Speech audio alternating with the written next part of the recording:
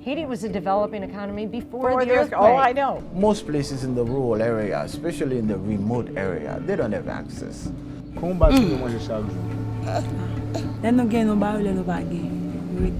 Education allows you choices. They came here, medically unhealthy and hungry and malnourished, and now we see them and they're running around the schoolyard and they're, reading. Some of the kids here had been in school before, but most had never been in school. They have a future. Yeah. And they believe that they are going to be someone through the choice they make. I'm Kim Clark. And I'm Pat Werheim. We go out into the world to look at everything. Topics such as food deserts, wage theft, and recidivism in jails. Access to healthcare, education, welfare, major issues we face at home and around the world today. Come search with us for answers to these issues and more as we discovered new answers to today's big questions. The only chance, the only way somebody like me can rise up in a position the way I am today is education. Primary school in Haiti, throughout rural Haiti, costs only $25 a year. The Ministry of Education in this past year had to delay the opening of all of the schools throughout Haiti for 1 month because they felt that not enough parents could afford the $25 tuition. Oh my gosh. Fewer than 50% of school-age children, elementary school-age children, are actually in school. As a Haitian, I really know the Haitian system of my country. Right. The characteristics is like lack of qualified teachers, lack of material. Well, sanitation, there's no lack of sanitation, and there's no power, there's no technology, no material. Some places they have certain NGOs who are setting up schools and they get access, but most places in the rural area, especially in the remote area, they don't have access. If you see the way I was born, I should never be at the board of the central bank. But the only difference is education. The Haitian people is a very hopeful people. They're smiling and you never know that they are under duress. And they don't, because they have learned to live with that. It's a structure of survival.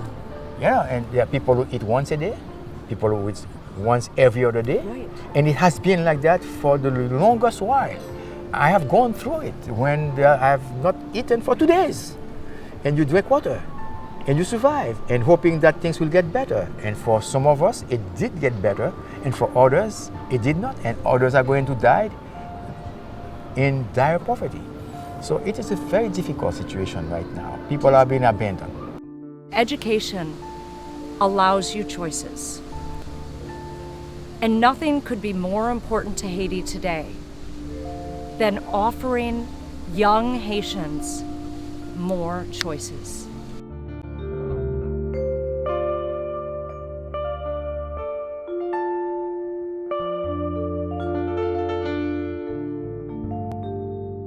Grammar schools, elementary schools in Haiti, they have no electricity, there are no school books, they provide no lunches or snacks, and the teachers, most inappropriate and inadequate, the teachers in Haiti in the rural schools have, on average, a 6th grade education as their preparation. So they're not very good. 90% of the schools in Haiti are private schools. The government does not provide enough schools for children, and the schools are generally in the big cities. And in the countryside, in the mountains, and where people live, there are areas where we have no schools. It's one of the very big challenges that we are facing.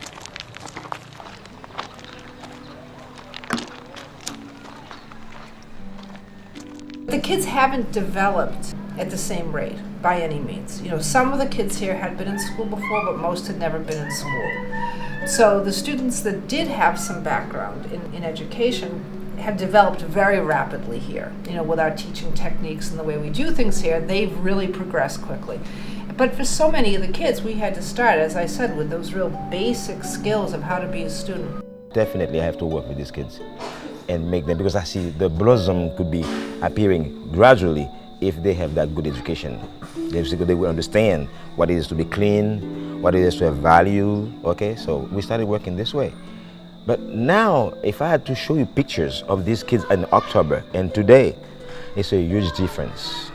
It's a very, very huge difference, because in the way they eat, the way they walk, the way they talk, and the way they think also, and the way they conduct themselves in terms of dignity.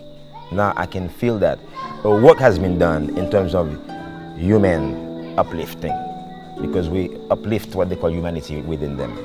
And as I used to mention, that they were blind, but they have never noticed that they were blind, because they all were living in the same conditions. But with all the choix, now they realize things can be changed. They realize there are other things beside their community where they live. And this is a great, very great change that happened right here in this community with these children.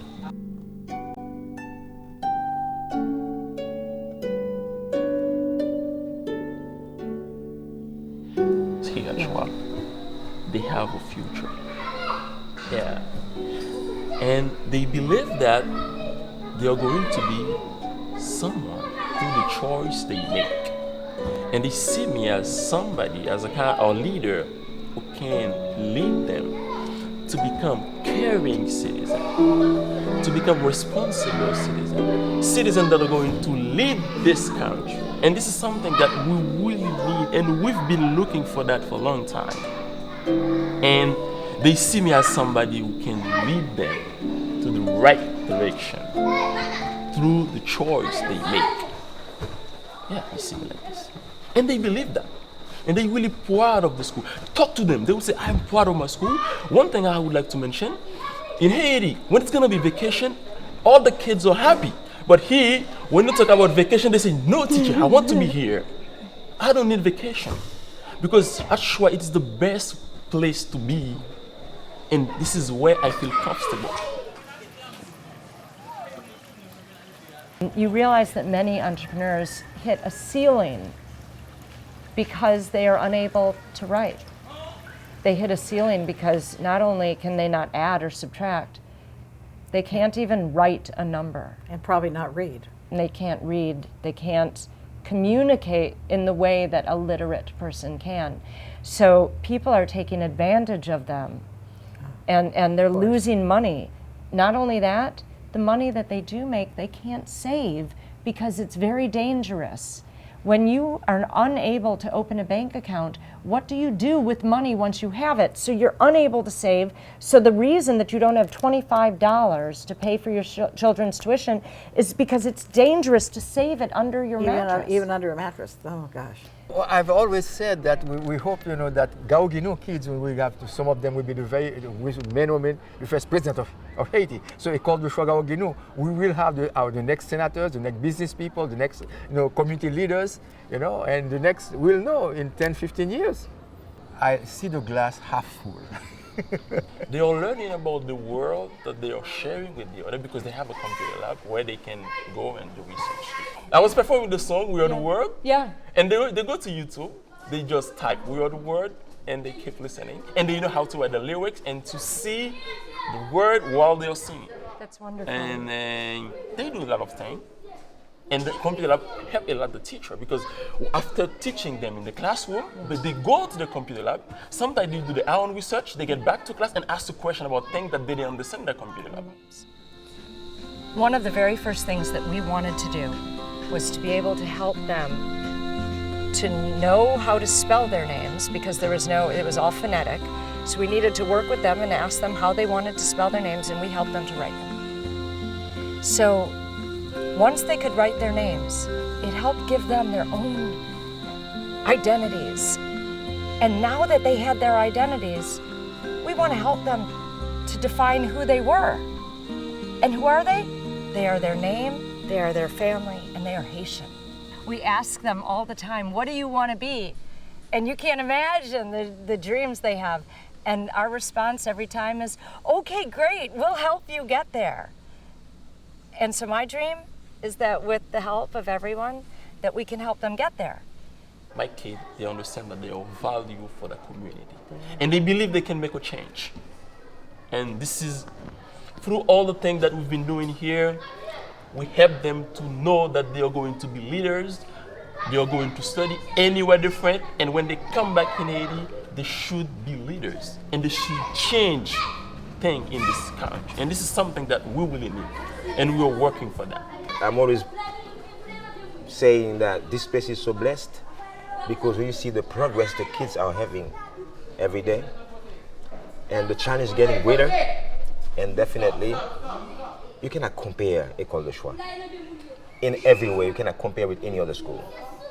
From the way that the teachers work, the way the kids always have choice, because now they know they're not blind anymore, now they have choices. And the way they pick their uniforms, they don't choose their colors, they choose where they want to sit in the cafeteria. I mean, they're starting to understand what is choix. In other schools, they assign you a seat, but you don't have choices. But now they have choice for their own integrity, they have choice in games. That's general way of human life. That's a change of human life. Being able to have choix in your life. That's most people didn't have before, having choix. The Haitian children are beautiful and they are bright, and given the opportunity, they're going to shine.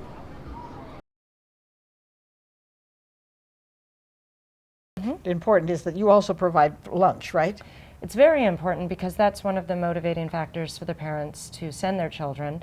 Of course, some parents recognize the immense value of an education, yes. And many of the people who would be listening to us right now would say, well, of course, why would they not send? It's yes.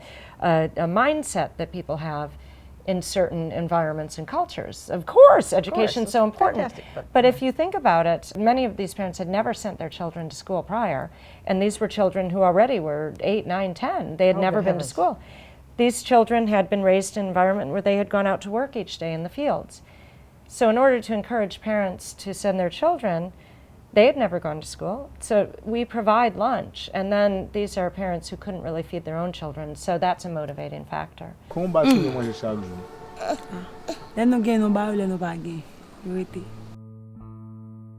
We try to get as many as possible children to the schools. And one of the best things to do is in the lower groups of the population, the poor people, to get the children a school meal, or if possible an early morning snack when they come up with an empty stomach, and then a hot meal at the end of the day. We see the children going home on summer holidays as of the end of this week, and they look pretty healthy. However, when school reopens in September, October, we will see a different child coming in because they haven't had enough food during the 2 or 3 months summer holidays. They came here, medically unhealthy and hungry and malnourished and physically weak. And we attend to all aspects of the child. So these kind of weak, tired, withdrawn kind of kids that came in October, now we see them and they're running around the schoolyard and they're, reading. Some of the kids here had been in school before, but most had never been in school. Some of them attended school just with Choix in October here in Choix, and they didn't even know the alphabet. They could count, but they could not write what they were saying. But now they can count, and they can do addition, subtraction, multiplication, and they understand now the concept of division. They know if they have like 25 good, they need to share, and they know how to share it so that anyone can get equal part. And then now they speak certain English, they can introduce themselves, they speak French, and now they are learning also to write the Creole. They understand the culture, the history.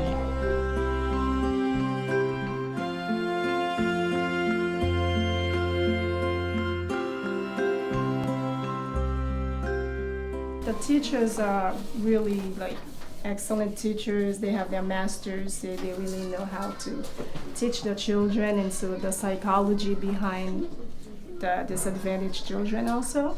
So École de Choix adds and brings all that for the kids. So they basically get from A to Z everything they need, from uniforms to shoes to socks, underwear, and then their health, nutrition. It's like a little hospital. Everything they need, they get. Things are getting better. In the countryside, where people farm, you do get some food and people find a way. And also neighbors are very solidary. They are solidaire, that they help each other. So if somebody is eating, that person is not going to eat alone. They're going to make sure that somebody else gets something, that the children get something.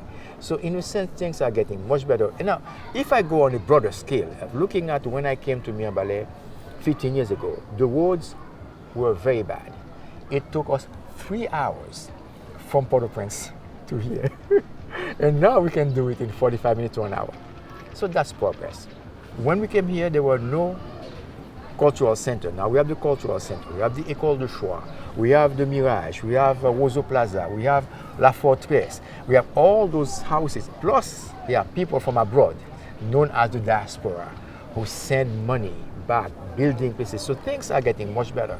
But if you see the glass half full, half empty, you miss the progress, the opportunities. But I think I can see their progress. I can see things going better. The fact that École de Choix is here, and I help people to understand the importance of what we are trying to do. So there is progress.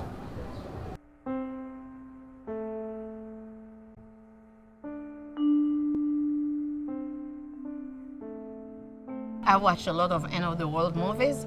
I don't think any one of them came close to what I saw walking from downtown Port-au-Prince to where I live in Pétionville that night. And of course, the next day was even worse. It really, when you see the reality, it was dark that night, and Wednesday morning, I think Wednesday morning can make everyone crazy. Everyone. It doesn't matter how strong you are, who you are. When you saw thousands of young children with their school uniform, grown-ups, old, all these buildings destroyed, a lot of people died on the street in that bright sunshine. It's tough. It's tough. I happened to be in my car and I thought I have a flat tire. Then I thought I have 4 flat tires, and my car was moving forward and backward and sideways. And then I saw a building in front of me crash. And then I saw 5 minutes nothing because of all the dust. But on the other hand, I heard the crying and the shouting of the people who were under the building which collapsed and who were hurt and panicking, etc. It's something you never hope to experience once in your life, and definitely not a second time.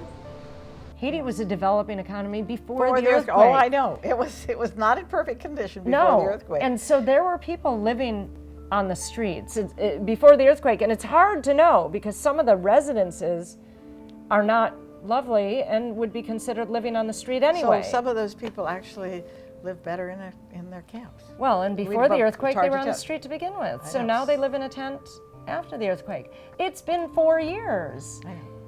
And it's hundreds of years living in abject poverty. It's a developing economy. Think of other economies that are in later stages of development. It's taken decades, if not centuries, to get to this point. Haiti has been troubled, and it's been troubled over the past couple of centuries. And it continues to have some troubles in its economy, in its politics, in its natural resources. It's going to take some more time, so give us some time. Without education, how are you going to break the cycle of poverty? You have to be educated to get to the next level. One of the reasons why their parents were not able to break that cycle themselves is because they were not educated, they didn't have access to school, or their parents didn't send them to school. So that's why we want to make sure that the next generation goes to school. When you live in an environment in the community where everybody looks down on you, you begin to look down on yourself. You feel worthless. Whatever you say doesn't mean anything to anybody.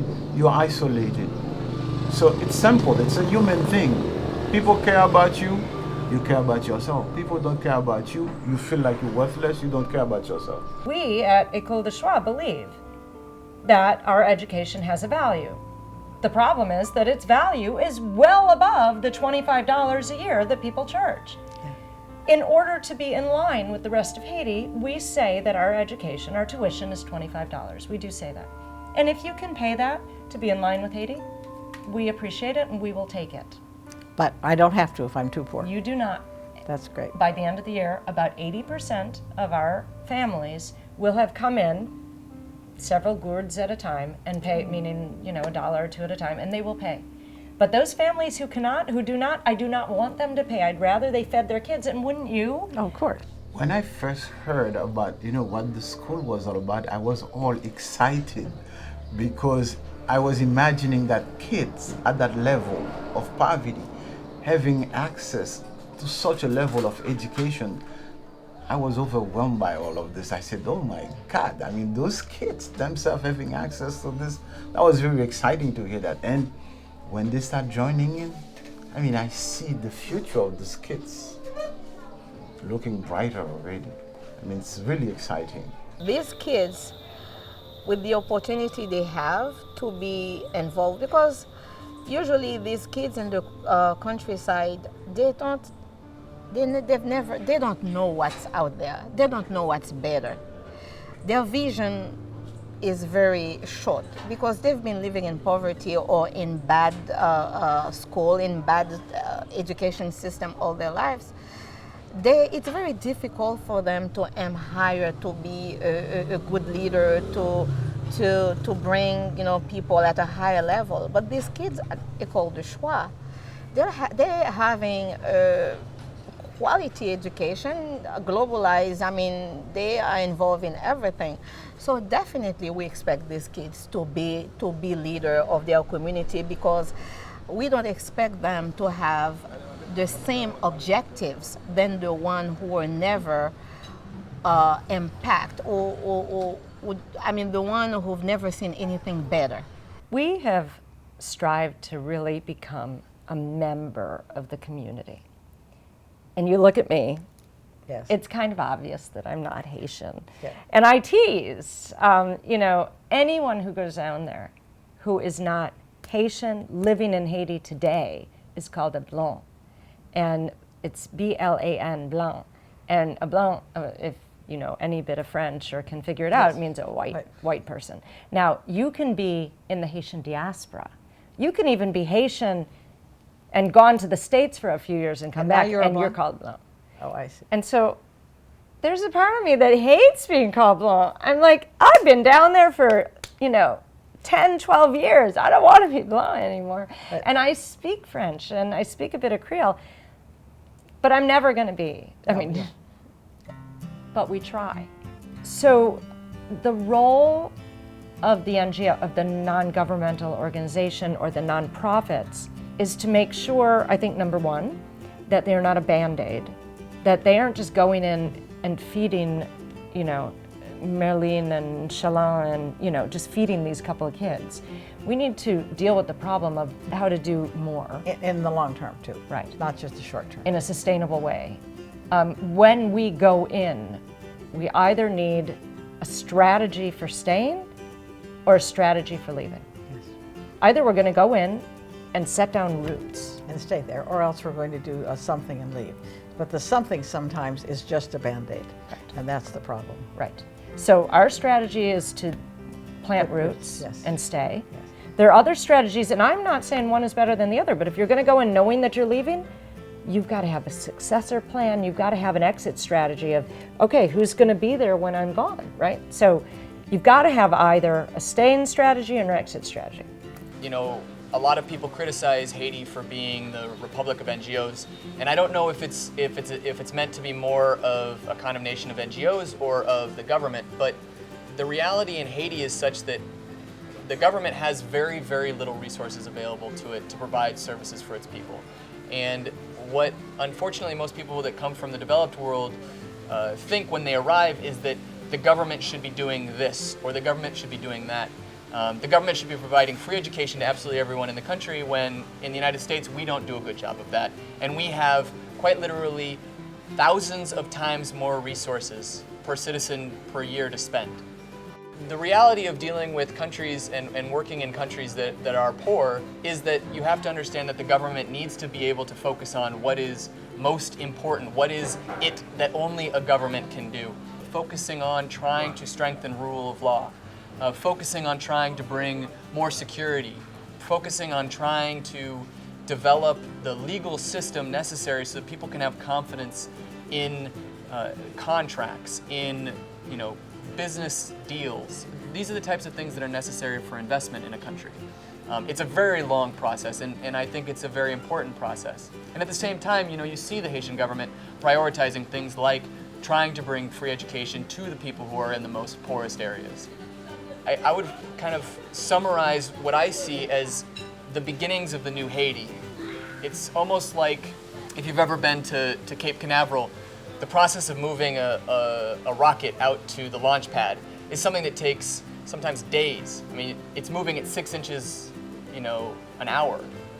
And it takes that long to get into position so it can take off. I think in a lot of ways that's what we're experiencing here in Haiti. I mean, we're making tremendous strides, but for people who come from the outside, it looks like we've only moved a few inches. But we're getting closer and closer to that takeoff point.